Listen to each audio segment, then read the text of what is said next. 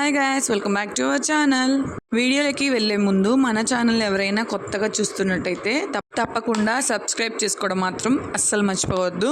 ఇంకా మార్నింగే రుద్రాంశ్ నిద్ర లేక ముందే ఇంకా పని చేసుకోవాలి, లేకపోతే వాళ్ళు లేస్తే పనులు అవ్వనమాట. సో అందుకనే మార్నింగే లేసి వాషింగ్ మిషన్ బట్టలు వేసేసి ఇంకా ఆ రోజు ఎందుకు హెడేక్గా ఉంది, అందుకని ఫస్ట్ కాఫీ తాగుదామని పాలు పెట్టేసుకున్నా. ఈ లోపల సింక్లో కొన్ని అంట్లుంటే తోమేశాను అనమాట.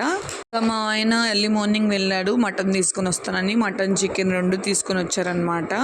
సో ఇంకా ఆ రోజు మా హస్బెండ్ లీవ్ తీసుకున్నారనమాట. అందుకని ఇంకా చికెన్ స్పెషల్గా ఈరోజు నేను చేస్తా అన్నారు. అందుకని నేనైతే afternoon bagara rice and mutton curry అయితే చేశాను. ఫస్ట్ అయితే ముందు హెడేక్ తగ్గాలి కాబట్టి మన బాడీ బూస్ట్ అవ్వడానికి ఫస్ట్ మనము కాఫీ అయితే తాగేసాము. తర్వాత మా హస్బెండ్ బయటికి వెళ్ళాలని చెప్పేసి ఇక్కడ నాకు హెల్ప్ చేస్తున్నాడు అనమాట. ఇంకా ఈయన బయటికి వెళ్తుంటే మా రుద్రాంశని తీసుకొని వెళ్ళలేదని ఎంత ఫుల్గా ఏడుస్తున్నాడు చూడండి.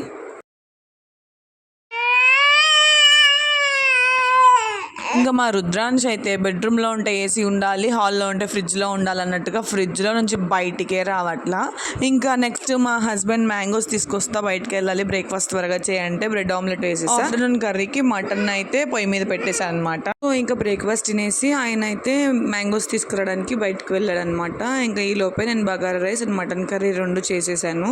నేను మ్యాక్సిమం నాన్ వెజ్ కర్రీ చేస్తున్నా అంటే బగారా రైస్ కన్ఫామ్గా ఉండాల్సిందే. నాకు చాలా ఇష్టం అనమాట ఈ కాంబినేషన్. నాకైతే ఇంకా తింటున్నంతసేపు ఫ్రూటీ గుర్తొస్తుంది. ఈసారి ఫ్రూటీ ఎక్కడికి వెళ్ళిందంటే మా మమ్మీ వాళ్ళ దగ్గరే ఉంది. ఫర్ ద ఫస్ట్ టైం నేను ఫ్రూటీని వదిలేసి ఇన్ని రోజులు ఉండడం అనమాట. ఇంకా ఆఫ్టర్నూన్ లంచ్ అయితే చాలా టేస్టీగా ఉంది. బగారా రైస్ మటన్ కర్రీ నాకైతే చాలా బాగా నచ్చింది అనమాట. నేనే చేసా కానీ నాకు చాలా బాగా నచ్చింది. ఈవినింగ్ బయటికి వెళ్దామని ఇంకా రెడీ అవుదాం అనుకున్నాము. ఎలాగో బయటికి వెళ్దామని రెడీ అయ్యాము. కానీ ఈలోపే మా రుద్రాంశ్ ఏం చేశాడంటే నా మొబైల్ని వాటర్లో ముంచేశాడనమాట.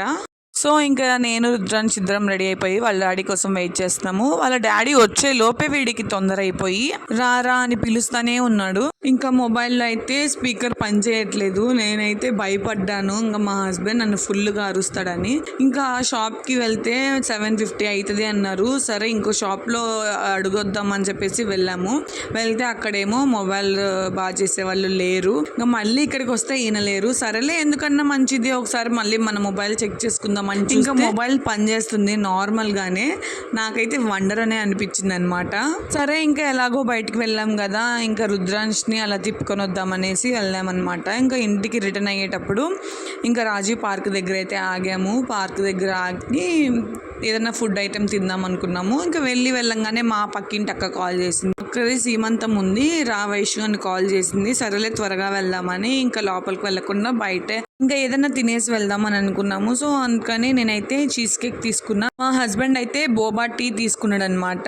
నాకైతే బోబా టీ అంతగా నచ్చలేదు, చీజ్ కేక్ అయితే చాలా బాగా నచ్చింది అనమాట. ఇంటి పక్కన అక్క వాళ్ళ సీమంతానికి అయితే వెళ్ళాను. ఇంకా వెళ్తే వాళ్ళైతే తాంబూలం ఇచ్చారు. వాళ్ళ ఇంట్లో పిల్లిని చూసి మా రుద్రాన్ని చూడండి ఎలా ఏడుస్తున్నాడు దానికోసం. ఇంకా నైట్ మా హస్బెండ్ చికెన్ రెసిపీ చేశారు. చూస్తుంటే భయం వేస్తుంది కానీ టేస్ట్ అయితే చాలా బాగుంది. ఇదైతే సండే వ్లాగ్. వీడియో నచ్చినట్టయితే తప్పకుండా లైక్ చేయడం మాత్రం అస్సలు మర్చిపోవద్దు.